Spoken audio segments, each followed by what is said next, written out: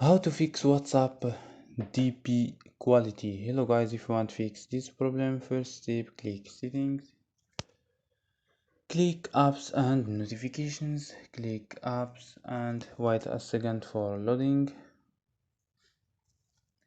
Search your app WhatsApp, scroll down and search, or click here and search WhatsApp. Go to force stop and click OK, and go to storage and just click clear cache. After these steps, restart your phone. So don't forget like and subscribe. Bye.